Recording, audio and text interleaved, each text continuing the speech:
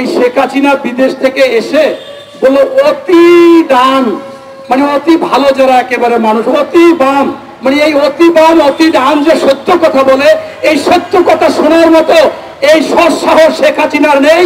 যেমন শয়তানকে যদি আরবি বা আরবিক বা ওই রমজান মাস আসে, এই শয়তান কিন্তু ভয় পায়, পালিয়ে যায়, ঠিক এই অতি ডান অতি বাম সত্য কথা বলে বিদায় আজকে শেখ হাসিনার বিরুদ্ধে কথা বলে বিদায় আজকে ভোটচোর, এই বিশ্ব ভোটচোর এবং দুর্নীতিবাজ এবং সবচেয়ে গুম করে গুয়ের রানী, খুন করে খুনের রানী, তার বিরুদ্ধে তুলে ধরে বিদায় আজকে তিনি এই সমস্ত কথা বলেন। একটি ফ্যাসিস্ট স্বৈরাচার, আপনার খাম খেয়ালি একেবারে জোর জুলুমের চোর, বিশ্ব চোরের কাছে আসলে কোনো মুক্তি চাই লাভ নাই।